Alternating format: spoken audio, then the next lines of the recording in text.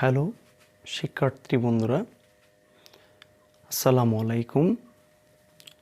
হিন্দু ভাই বোনদের নমস্কার। আমি লিফটন স্যার আবারও তোমাদের মাঝে হাজির হয়ে গিয়েছি। মডিফায়ার অর্থাৎ আমরা পূর্বের কিছু ক্লাস দিয়েছিলাম মডিফায়ার সম্পর্কে, যেখানে আমরা ছন্দ আকারে, গল্প আকারে ওই ক্লাসিফিকেশন অফ মডিফায়ার্সটাকে কমপ্লিট করার চেষ্টা করেছিলাম। তো সেখানে আমরা যতদূর পর্যন্ত অগ্রসর হতে পেরেছিলাম সেটা হচ্ছে যে আমরা ক্লাসিফিকেশনটা শুরু করতে পেরেছিলাম, অর্থাৎ মডিফায়ারকে দুটা ভাগে ভাগ করেছিলাম, প্রি মডিফায়ার এবং পোস্ট মডিফায়ার। তো প্রি মডিফায়ারগুলো নিয়ে আলোচনা করা শুরু করেছিলাম। সেখানে আমরা একটা ছন্দ লিখেছিলাম, সেই ছন্দটা হয়তো তোমাদের মনে আছে। আর যারা নতুন আমার এই ভিডিওটি দেখছো তারা অবশ্যই পূর্বের ভিডিওটা দেখে নেবে, কেননা সেখানে একটা মজার ছন্দ দেওয়া হয়েছে। সেই ছন্দটা হচ্ছে, ফুটবল টুটবল ছাড়ো, প্রিয়াঙ্কা চোপড়াকে দেখো, পয়সা পাবে। তো তারই ধারাবাহিকতায় আজ আমরা ওই ফুটবল টুটবল ছাড়ো, প্রিয়াঙ্কা চোপড়াকে দেখো, পয়সা পাবে, সেই বিষয়গুলোর একটু ডিপ ক্লাসিফিকেশন আমরা এখন করব, ঠিক অনুরূপভাবে আগের মতোই কিছুটা মজা নিয়ে, কিছুটা ছন্দ নিয়ে। তো চলো আমরা কথা না বাড়িয়ে আমাদের ক্লাসে চলে যাই।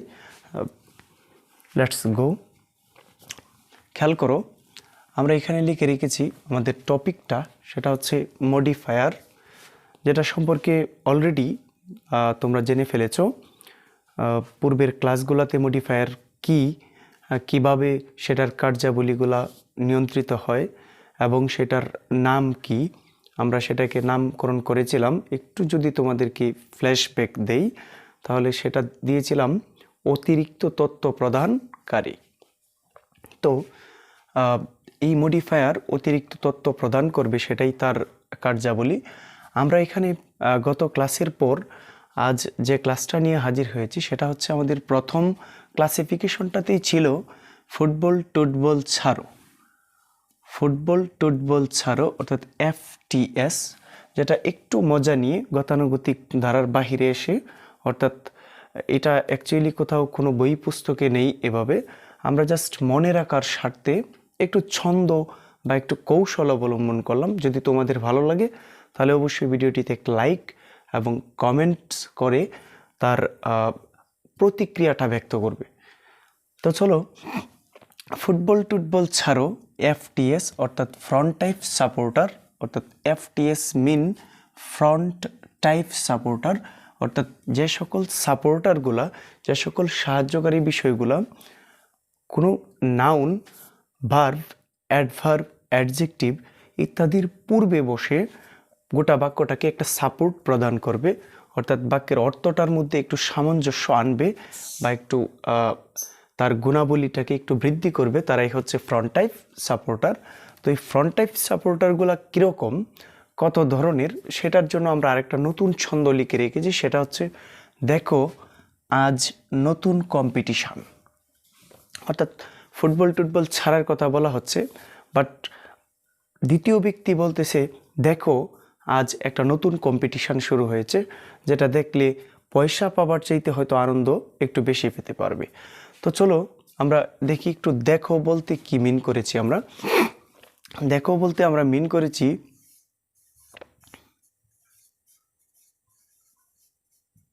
ডিটারমিনার, অর্থাৎ এই ডিটারমিনারগুলো হচ্ছে সাধারণত পরিমাণ বাচক, অর্থাৎ কোনো জিনিসের উপচে পড়া, কমে যাওয়া, বেড়ে যাওয়া, এই বিষয়গুলো, অর্থাৎ একটু পরিমাপবাচক শব্দ আর কি, অর্থাৎ ডিটারমিনার। আমরা একটু আজ যদি যাই তাহলে সেখানে গিয়ে পাবো যে এখানে আবার প্রত্যেকটা বিষয় প্রি মডিফায়ারের অন্তর্ভুক্ত। যেহেতু আমরা ফুটবল টুটবল ছাড়ো এটাই ছিল প্রি মডিফায়ারের একটা অংশ, তাহলে এদের প্রত্যেকটা ভাগেই হচ্ছে কি আবার প্রি মডিফায়ারের অন্তর্ভুক্ত অংশ। তো সেখানে determiner as premodifier, determiner age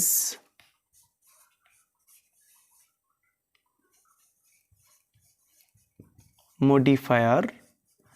আমরা এখানে একটু খেয়াল করব, আজ বলতে অ্যাডজেক্টিভ এজ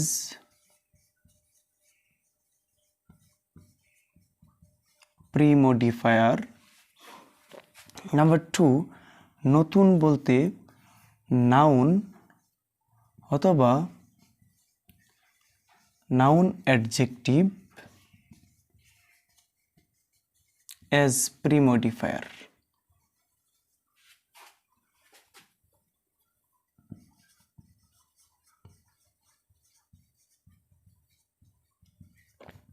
তারপর কম্পিটিশন বলতে আমরা যেটাকে মিন করছি সেটা হচ্ছে কম্পাউন্ড প্রি-মডিফায়ার।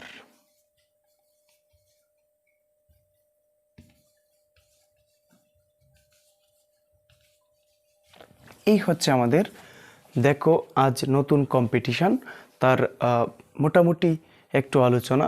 তো আমরা এই ডিটারমিনারগুলোকে আবার বেশ কয়েকটা সেক্টরে বিভক্ত করতে পারি। আমরা আজ এই বিষয়গুলোর পূর্ণাঙ্গ প্রস্তুতি নিব। তোমরা ভিডিওটি শেষ পর্যন্ত দেখার চেষ্টা করো, তাহলে আমি আশা করি সেখান থেকে বেশ অনেকটা মজা নিয়ে অনেকটা বিষয় শিখতে পারবে। Let's go. আমরা ডিটারমিনার অর্থাৎ ডিটারমিনার অ্যাজ প্রি-মডিফায়ার, ডিটারমিনারগুলা যখন প্রি-মডিফায়ার হিসাবে ব্যবহৃত হয়, তো এই ডিটারমিনারগুলা কি কি রূপে আমাদের সামনে প্রি-মডিফায়ার হিসাবে ব্যবহৃত হয় আমরা সেগুলো একটু কাউন্ট করি। খেয়াল করো,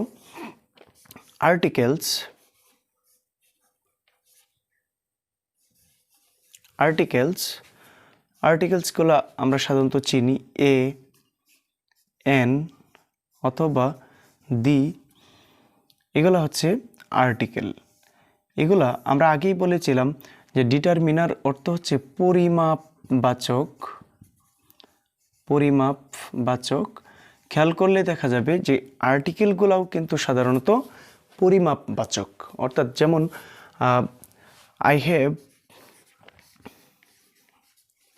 I have an apple,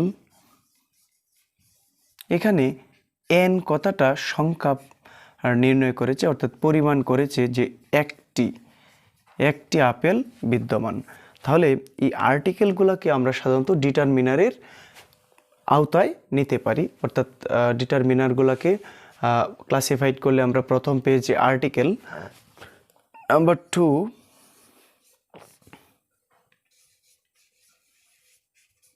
numerals অর্থাৎ সংখ্যাবাচক, যেমন 1, 2, 3, 4 এরকম যতগুলা সংখ্যা বিদ্যমান সেগুলো হচ্ছে কি নিউমেরালস। এগুলো হচ্ছে নিউমেরালস। অর্থাৎ এই নিউমেরালসগুলা সাধারণত কোনো বাক্যের পরিমাণটাকে নির্দিষ্ট করে, যেমন কতটুকু বিদ্যমান, আমার পাঁচটা বাড়ি আছে, আমার 2টা বাড়ি আছে, আমার 3টা বই আছে, ওই 3টা 2টা 5টা 7টা এগুলো হচ্ছে সাধারণত নিউমেরালস, নাম্বারবাচক অর্থাৎ নাম্বারিং করা। তারপর হচ্ছে নাম্বার 3, সেটা হচ্ছে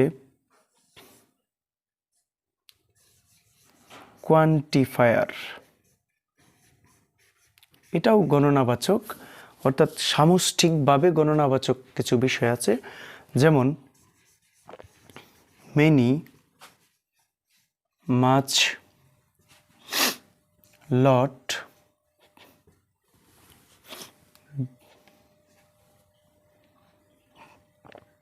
মেনি, মাচ, লট, মোর,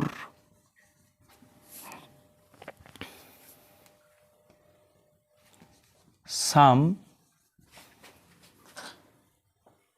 এনি, অল, নো, বোথ। তারপরে হচ্ছে ফিউ, এটসেট্রা। এগুলো হচ্ছে সাধারণত কোয়ান্টিফায়ার। আমরা একটু এখানে আসি, ডিটারমিনার পরিমাপবাচক ওয়ার্ড, যেখানে আর্টিকেল বিদ্যমান, নিউমেরালস বিদ্যমান, কোয়ান্টিফায়ার বিদ্যমান, এগুলো হচ্ছে ডিটারমিনারের আওতাভুক্ত বিষয়। ডিটারমিনার যদি কোথাও প্রয়োগ করার কথা বলা হয় তাহলে সেখানে অবশ্যই ফিক্সড করে বলে থাকবে যে determiner as an article, determiner as a numerals, determiner as an quantifier, এরকম ফিক্সড করে বলে থাকবে। তাহলে ওই প্রত্যেকটা বিষয় হচ্ছে কি ডিটারমিনার। আর্টিকেল সংখ্যাবাচক, নিউমেরাল সংখ্যাবাচক, কোয়ান্টিফায়ার সংখ্যাবাচক অর্থাৎ সামষ্টিক সংখ্যা বা গণনাবাচক, এই প্রত্যেকটা জিনিসকে আমরা কাদের আওতায় নিতে পারি? ডিটারমিনারের আওতায় নিতে পারি। তো এবার আমরা একটু খেয়াল করি যে আজ অ্যাডজেক্টিভ অ্যাজ প্রি মডিফায়ার, অর্থাৎ অ্যাডজেক্টিভ যখন প্রি মডিফায়ার রূপে কাজ করবে তখন সে কাকে মডিফাই করবে এবং কিভাবে মডিফাই করবে সেই বিষয়টা নিয়ে আমরা একটু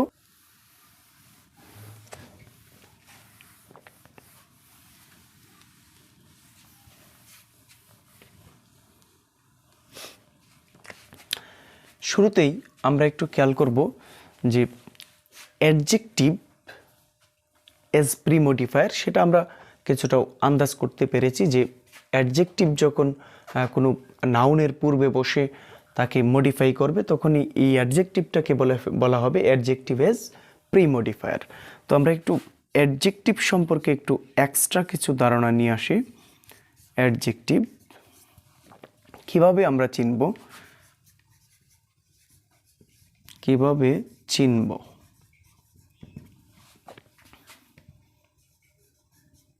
যদি কোনো নাউনকে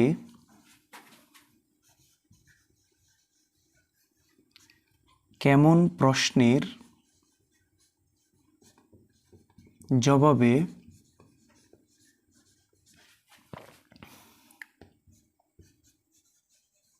কিছু পাওয়া যায়,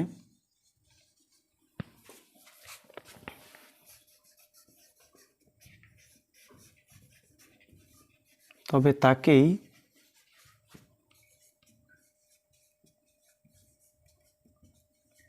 অ্যাডজেক্টিভ বলা হয়।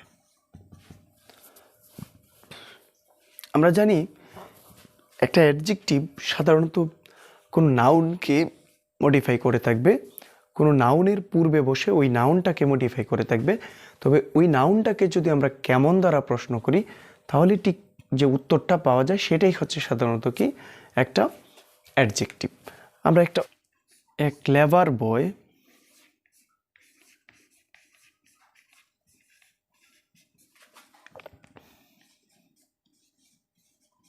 always win in his target। এখানে একটু খেয়াল করো, এ ক্লেভার বয় ইজ নাউন, ওই নাউনটাকে যদি আমরা কেমন দ্বারা প্রশ্ন করি যে বালক, কিন্তু কেমন বালক, তাহলে সরাসরি উত্তর চলে আসে চালাক বালক। তাহলে ওই নাউনের পূর্বে এই চালাক কথাটা ব্যবহৃত হয়েছে। এই চালাক ইজ এ অ্যাডজেক্টিভ, কেননা এই নাউনটাকে কেমন প্রশ্নের উত্তরে পাওয়া গিয়েছে কি ক্লেভার। তাহলে আমরা বলতে পারি যে ভয় is a noun and clever is a adjective. যেহেতু এখানে নাউনের পূর্বে বসে ওই নাউনটাকে মডিফাই করেছে যে কেমন বালক, অর্থাৎ কেমন বালক সেটা হচ্ছে চালাক বালক, তাহলে সেই ক্ষেত্রে ওই নাউনকে তার অবস্থানের পূর্বে বসে একটা ওয়ার্ড তাকে মডিফাই করেছে। যেহেতু পূর্বে বসে মডিফাই করেছে সুতরাং সে প্রি মডিফায়ার, এবং যেহেতু কেমন প্রশ্নের উত্তরে তার সন্ধান পাওয়া গিয়েছে সুতরাং সে হচ্ছে একটা অ্যাডজেক্টিভ। তাহলে আমরা বলতে পারি যে এখানে ক্লেভার হচ্ছে adjective as premodifier, adjective as premodifier. আমরা যদি আরেকটা উদাহরণ নিই তাহলে বিষয়টা আরেকটু স্পষ্ট হবে। যেমন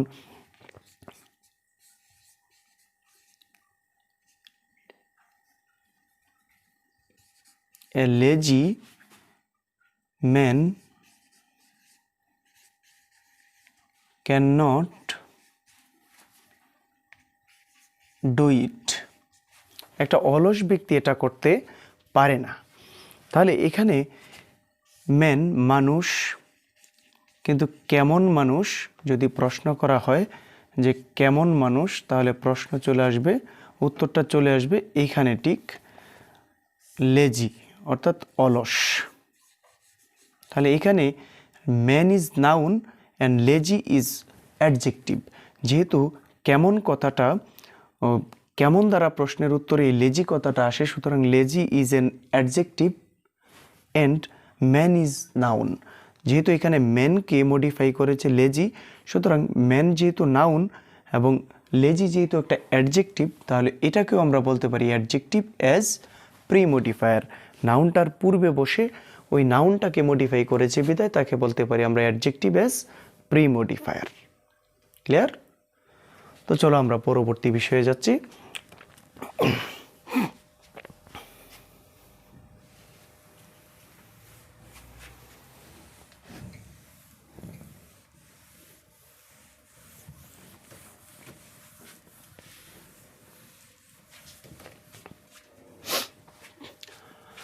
এবার আমরা আলোচনা করব নতুন অর্থাৎ নাউন, নাউন অথবা নাউন অ্যাডজেক্টিভ অ্যাজ প্রিমোডিফায়ার। আমরা নাউন সাধারণত চিনে থাকি যে what is noun. Noun is name of person, animal or anythings, but when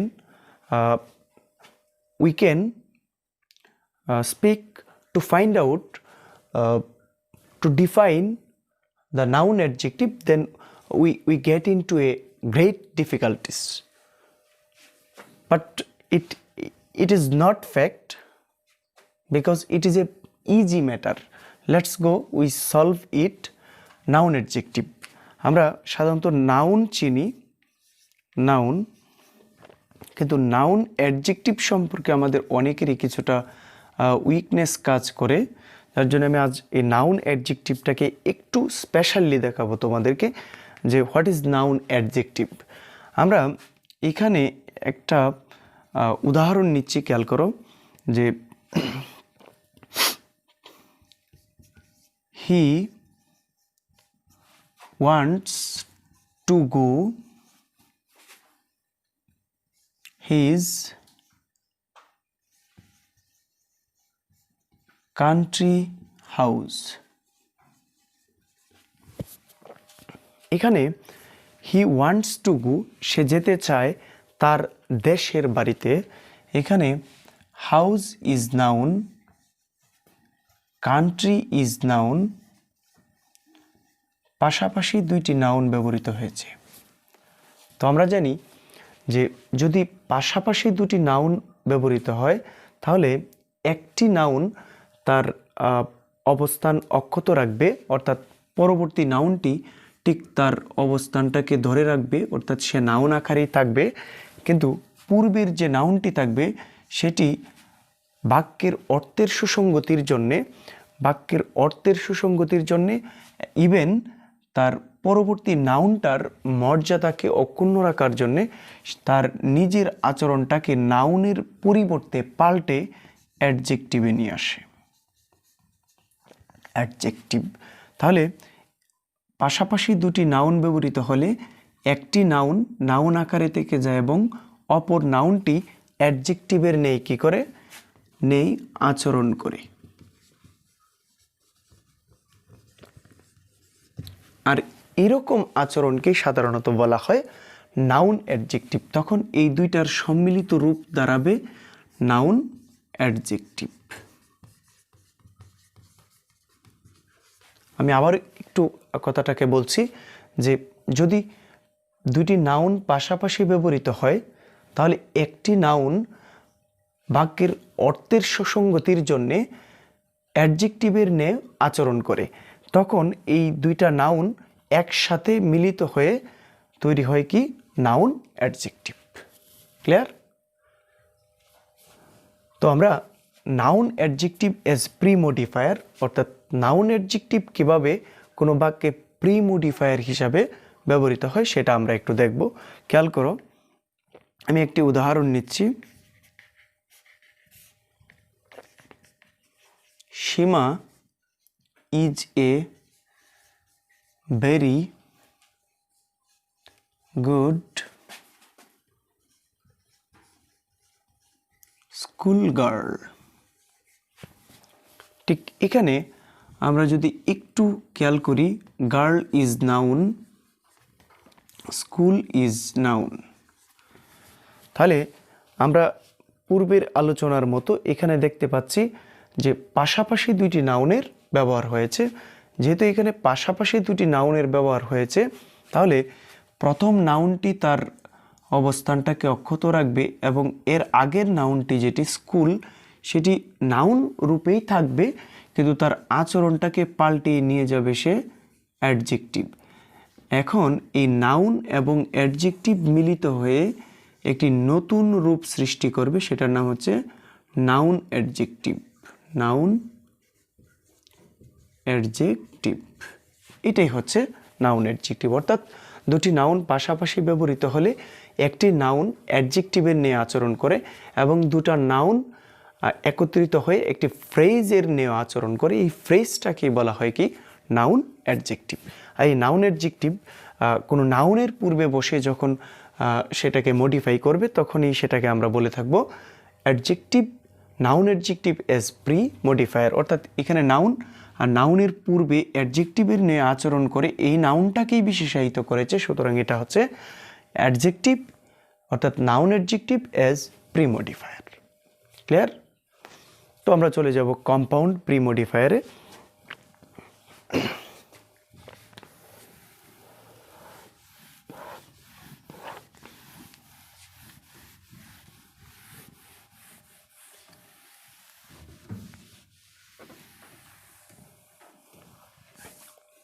তো আমরা কম্পাউন্ড প্রি মডিফায়ার সম্পর্কে একটু আলোচনা করি। খেয়াল করো, কম্পাউন্ড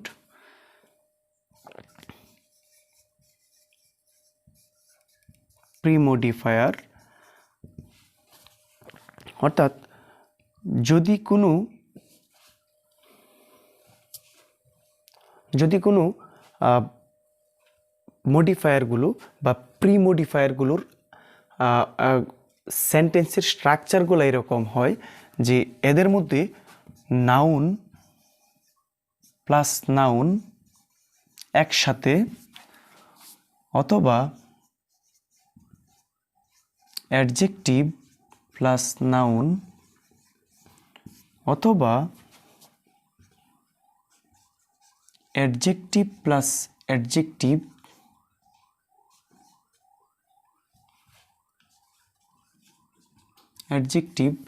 এই আকৃতিতে দুইটা নাউন, একটা অ্যাডজেক্টিভ একটা নাউন এবং দুইটা অ্যাডজেক্টিভ একত্রিত হয়ে কোনো বিশেষ নাউনকে বিশেষায়িত করে অর্থাৎ মডিফাই করে, তখন এদের দ্বারাই মডিফাইকৃত যে ওয়ার্ডটা হবে সেটা অবশ্যই কিভাবে মডিফাই হবে? কম্পাউন্ড প্রি মডিফায়ার হিসাবে স্বীকৃতি পাবে। অর্থাৎ একাধিক নাউন, অ্যাডজেক্টিভ বা নাউন অথবা দুইটা অ্যাডজেক্টিভ দ্বারা যদি কোনো মডিফায়ার বিশেষায়িত হয়, মডিফাই হয়, তাহলে আমরা তাকে বলবো কম্পাউন্ড প্রি মডিফায়ার। একটা উদাহরণের মাধ্যমে বিষয়টা সলভ করার চেষ্টা করি। খেয়াল করো, we try to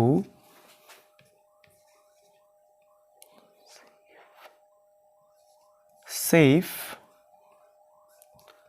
the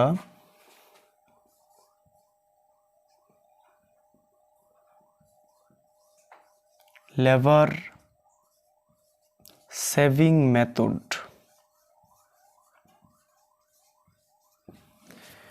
We try to save the lever saving method।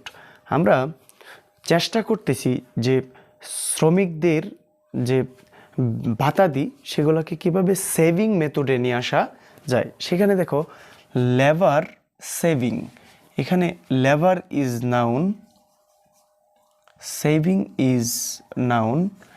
এই বাক্যে দুইটা নাউন পাশাপাশি ব্যবহৃত হয়েছে এবং এই মেথডটাকে বিশেষায়িত করেছে, অর্থাৎ এই মেথডটা মডিফাই হয়েছে, মডিফাই। আর এখানে মডিফায়ারটা হচ্ছে মডিফায়ার, এই মডিফায়ারগুলো হচ্ছে লেভার সেভিং, অর্থাৎ নাউন প্লাস নাউন, অর্থাৎ যেহেতু নাউন প্লাস নাউন একত্রিত হয়ে কোনো একটা বিশেষ নাউনকে আবার মডিফাই করেছে, সুতরাং এই মেথডটাকে আমরা বলবো, এই স্ট্রাকচারটাকে আমরা বলবো কম্পাউন্ড প্রিমোডিফায়ার, কম্পাউন্ড প্রিমোডিফায়ার। ক্লিয়ার? এই হচ্ছে আমাদের মোটামুটি আলোচনা। তো এরপর যখন আমরা আরেকটু বিস্তারিত আলোচনা করব, অর্থাৎ আমরা যখন বোর্ড কোয়েশ্চেন অ্যানালাইসিস করব, আমরা যখন একটু হাইলি বিষয়গুলোকে বোঝানোর চেষ্টা করব, পরবর্তী ক্লাসগুলোতে তোমরা আরেকটু ধারণা পাবে। তবে আমি প্রাথমিক ধারণাটা যেহেতু ছন্দ আকারে দিচ্ছি, প্রাথমিক ধারণাটাকে যদি তুমি 100% কভারেজের মধ্যে নিয়ে আসতে পারো, তাহলে অবশ্যই সেখান থেকে তুমি বাকি ধাপগুলোতে 80 or 85% এগিয়ে থাকবে, এটা নিঃসন্দেহে। সো আমি তোমাদেরকে বিশেষভাবে বলতেছি যে এই ভিডিওগুলোকে একটু মনোযোগ সহকারে খেয়াল করো। এই ক্লাসগুলা আমি কথা দিয়েছি তোমাদেরকে যে আমি প্রত্যেকটা পার্টের ভিডিও তোমাদেরকে স্টেপ বাই স্টেপ দিব এবং তোমরা স্টেপ বাই স্টেপ পড়ার মাধ্যমে বিষয়গুলোকে নিজের আয়ত্তের মধ্যে নিয়ে আসতে পারবে। আমি আশা করি যে আমি যেভাবে ভিডিওগুলো প্রদান করছি সেভাবে যদি একাধারে আমি হয়তো আল্লাহ তাআলা বা সৃষ্টিকর্তার অসীম রহমতে যদি আমি চালিয়ে যেতে পারি এবং আমি কোনো অসুস্থতার সম্মুখীন না হই তোমাদের দোয়ায়, তাহলে অবশ্যই আমি তোমাদেরকে একটা পূর্ণাঙ্গ প্রস্তুতি দেওয়ার চেষ্টা করব, without any guide or any tutor. It's my promise. Just a request তোমাদের কাছে, সেটা হচ্ছে যে তোমরা আমাদের এই চ্যানেলটিকে সাবস্ক্রাইব করে, লাইক দিয়ে, কমেন্টস করে আমাদেরকে কিছুটা অনুপ্রেরণা জাগিয়ে তুলবে, যাতে আমরা কাজ করার এই স্পিডটাকে আর একটু বাড়িয়ে দিতে পারি। Thanks a lot.